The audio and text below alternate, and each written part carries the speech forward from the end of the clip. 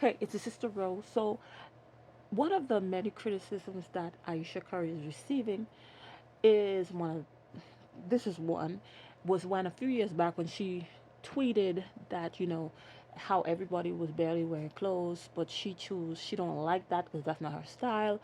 She chose to hide the good stuff for who matters. Now, fast forward a few years down the line from this tweet, she is showing the good stuff to other people. So yeah, I seen the bikini pictures. Bikini pictures. I mean, you wearing bikini. She's with her husband or whatever. Okay, but it's when it's not a setting for bikini and she's wearing provocative clothing, and then knowing that she did this tweet, and this is what I always tell people.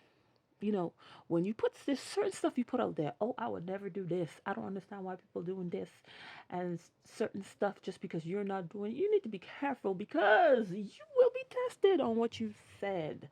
You know what you will never ever do. Or you judging people in the sense what because they are doing it because she was judging people who were barely wearing clothes and then not and then to do it a few years down the road. Now, another thing that people are criticizing her about also is her constantly going on these different talk shows and podcasts and stating how she never wanted to be married. She never wanted to have kids. She wanted to do certain things before, I guess, maybe she got married and have children. So she feels, in a sense, the way she's talking, she feels unfulfilled. She's not happy. And everybody's saying you should be grateful. Like this tweet that I saw where it says Mount Ungrateful, and she's the first person on it. We're not going to talk about the other women on it, mainly because the last one, I don't know who she is. I know that's Jada Pickett and Michelle Obama. Not sure why, this guy said that they all are, well, a few of them. I know why, but well, I could speculate why. But the last lady, I don't even know who she is. Is that Remy Ma? Oh, that's probably Remy Ma. Anyway, so and here is a rapper. He's a rapper. He goes by, I guess, um, Freddie Gibbs. He doesn't go by Freddie Gibbs. Maybe his name is Freddie Gibbs. Anyway, so he was like, B wanna marry you, use up your money, then go on a podcast unhappy. So, that's a lot. That's a criticism that she's receiving. But the thing is not that she's not entitled to how she's feeling because being a wife, being a mother, it's not an easy thing to do. It's not easy. Sometimes it's not easy, especially they seem like they got married young, and right after they got married, they immediately started having children.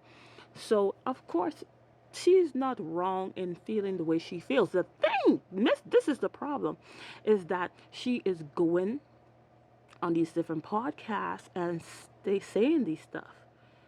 I mean, if you that unhappy, a podcast talk show, because even when she went on a Red Table Talk, and she was the one who was talking, she was like, "Oh, they made it seem that she was not happy and she stuff like they twisted the sense." But why did you even go on Red Table Talk? I still can't understand why she even went over there in the first place.